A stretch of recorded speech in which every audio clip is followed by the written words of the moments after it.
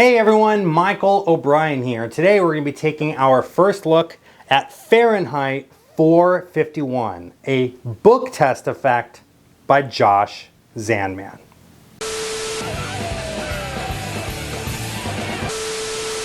Hey everyone, Michael O'Brien here, and I'd like to thank you so much for joining me for another first look video where my job is to take a closer look at some of the latest and greatest magic effects before they even hit the shelves. And today I'm excited to announce Josh Zandman's latest book test, the Fahrenheit 451 book test.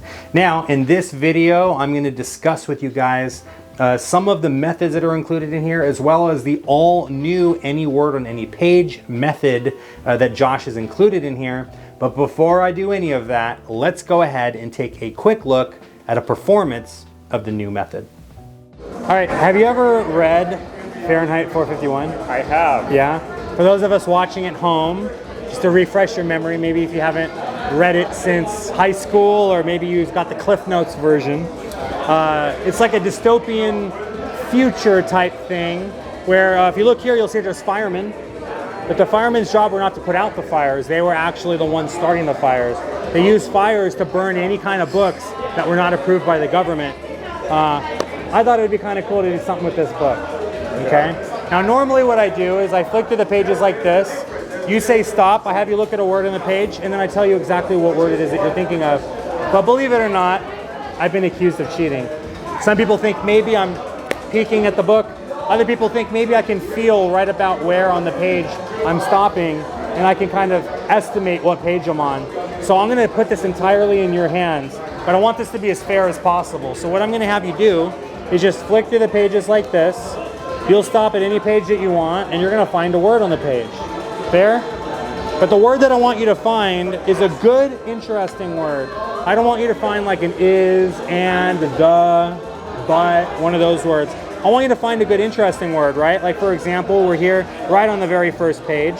Let's just say you were to look around and you saw like venomous, or kerosene, symphonies, numbered, marshmallow might be a fun, interesting word. So I want you to do that. Think of an interesting word on any page in the book.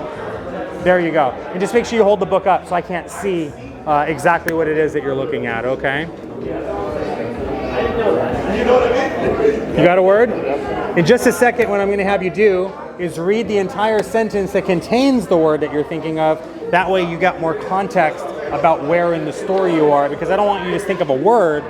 I want you to visualize the story itself, okay? Go ahead. Yes. Done? You got your word? You're thinking of the story? Go ahead and close the book. Focus on it.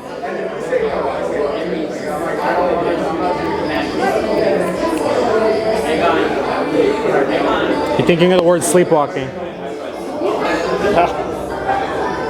Okay.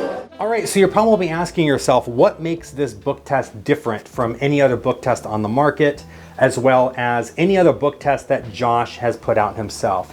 If you've been following Josh's work closely over the last year or so, you've noticed that Josh has been putting out a number of book tests with this unique method that he likes to call the Holy Grail method.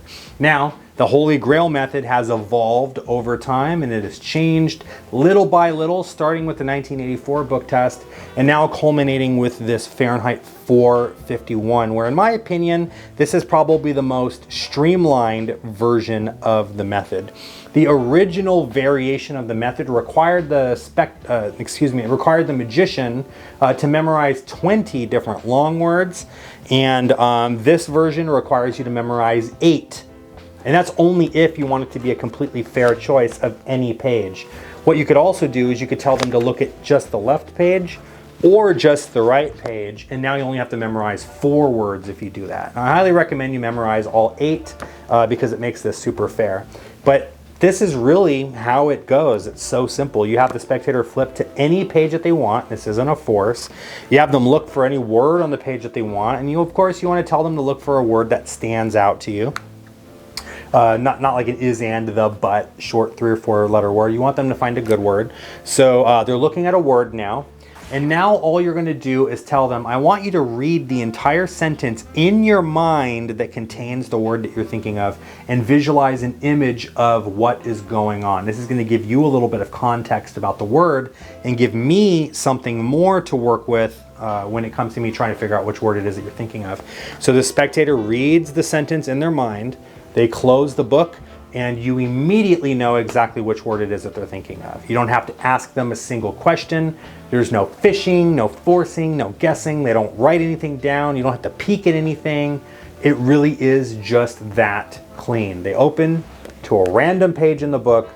They look at any word on any page in the book, and they just have to read the sentence in their mind that contains the word that they're thinking of, and they close the book, and you reveal the word for them. It really is that easy. That is the all new any word on any page method, the method that we just saw in the performance. Now, there are 4 other methods in here as well, including the original Zandman book test method, where you flip through to any page, have the spectator look at the first word on the page, and then you can tell them exactly what word it is that they're thinking of, right? So again, no fishing or forcing or guessing or anything. It's a completely fair choice at a page. You can stop anywhere. You look at the first word there, and I know just right off the bat that you're thinking of the word even. How do I know that? Because the book is telling me. I don't have to do anything extra. I don't have to ask a single question. The book literally tells me exactly which word it is. Now, this is what I like to call lightly examinable, right? You cannot hand it to a spectator and let them read it as if they were reading a full novel from cover to cover. But at a glance, they can flip through. So one of the first things the spectator thinks is, as I'm flipping through, maybe the first word on every page is the same, but you can show them that they're all different by flipping through just like this. There are no duplicated words repeating over and over again when you do this Zandman book test method. And it really is, again, it's a fair choice. You could say stop there, and they could say no, we want you to keep going. Right there is okay. Look at the first word there, right? And you can immediately tell them exactly which word it is that they're thinking of. So that's the original Zandman book test method. Now, another method is, instead of having them look at the first word on the page, you can have them look at the last word on the page. And instead of having one spectator think of a word, you can have multiple spectators think of a word. So you could take the book, toss it out into the audience, and let 5 different spectators each flip to a random page, look at the last word on the page, close the book, hand it to another spectator. So now you have 5 different people, each thinking of a word from the book. Have all 5 of them stand up, close their eyes, imagine their words right before their eyes, and you point to each individual spectator, naming the words that they're thinking of. And you simply say, if I got your word right, please go ahead and have a seat. And all 5 spectators will have a seat. And it really is that easy. You don't have to memorize anything to do this. If you can memorize 5 words, it makes it stronger, but theoretically speaking, you don't have to memorize anything to do what I just told you. There's another method called the reverse book test, where you can introduce a second book into the mix, and now you can read the spectator's mind using 2 different books. The spectator could be standing on the other side of the room, their back could be to you, you're not peeking in anything, the page is completely freely picked from the book, right? And you're still able to tell them the word it is that they're thinking of in the book. So the reverse book test is very powerful as well, and it also gives you an opportunity to add a second book to this. And I just want to be clear, that second book can be any book. It doesn't have to be a gimmick. It doesn't have to be a Zandman book. It could be any book that you like. It doesn't have to be a specific book. It doesn't have to be another copy of Fahrenheit 451. In the tutorial, which, by the way, spoiler alert, I'm the one doing the tutorial for you guys. So if you enjoy listening to my voice and seeing my beautiful face, you're welcome. But in the tutorial, I use like one of my wife's mental health books. She's a therapist. So I use like one of her mental health books that she uses with her work and whatever. And that's the book that I use along with this. So it really can be any book that you want. Now, last but certainly not least, one of my favorite book test methods of all time is going to be the Pegasus page method. And what is a Pegasus page? Basically, what you're going to do is you're going to have the spectator choose a random page, right? And there's a couple ways that Josh teaches this. He uses a bookmark here, and let me try to get a little bit closer up so you guys can see. It's a really cool looking little bookmark. It's a prop from the Fahrenheit 451, right? It says, Fireman Guy Montag, Fire Chief. This service card certifies that the holder of this card is an active fireman and has the power to confiscate and destroy banned material. In the universe of this book, firemen are not putting out fires, they're actually using fire to destroy, right? So it's kind of interesting, kind of a dystopian sort of thing. But basically what you would do is you would flip through, right? You would have the spectator stop at any page that they like, or you can mark the page that you want them to stop on with the bookmark. That's probably the easiest way to do it. That's the self-working method. The other method, to have them stop at the page that you want them to stop at, does take a little bit more practice, but nothing crazy. So they're going to choose a page, they're going to choose a word on that page, and then when you close the book, something incredible is going to happen. You are going to produce the page that they're thinking of. So let's just say they were thinking of page 91. You're going to open up the page and ask them what word they were thinking of. You're then going to reveal that the word that they're thinking of is now circled on the page. And then when you go back through the book, so that's page 91. So I'm flipping through just like this to page 91. Wait a minute. Page 90, 93.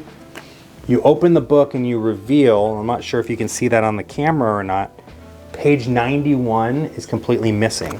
And then when you go to put that page in the book, not only is it the same page that they were thinking of, but it is actually the page that they were thinking of because it fits perfectly inside of the pages. And just the Pegasus page plot is so cool. You can produce this page from anywhere. This can appear inside your wallet, your pocket, your shoe, in the back of the room, inside of someone's bag. It doesn't matter where you want the page to appear. You can make that page appear without having to do any extra work because it's all set up from the start. So it's super cool, so much fun to perform. What do you receive inside the set? You receive the book, you receive the bookmark, you receive the Pegasus page. You also receive a PDF digital copy with a bunch of additional information and little tips and tricks and hints and cheats for you guys to make this as powerful as possible. Again, on behalf of myself and on behalf of Josh Zandman, thank you for watching this first look video. If you guys have any questions for me, you're welcome to go ahead and leave a comment in the comment section below. I'll be more than happy to answer any questions that you have.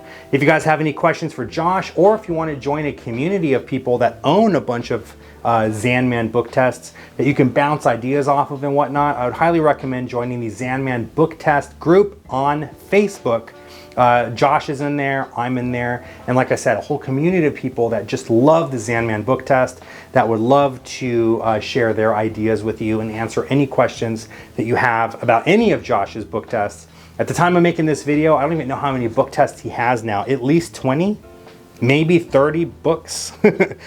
So you can pick any of Josh's book tests and you can't go wrong with them. They're all incredible, but this one so far is one of my newest favorites because it has the Pegasus page method. The book itself is really cool. The cover is beautiful. You guys have a closer look at that there. And the Holy Grail method, that any word on any page method, is absolutely killer. It's self-working. You don't have to do anything. You just have to memorize 8 words. If you can do that, you have a miracle here to perform. But anyway, I'm Michael O'Brien. Thank you so much for watching today's first look. I'll see you in the next video. Take care.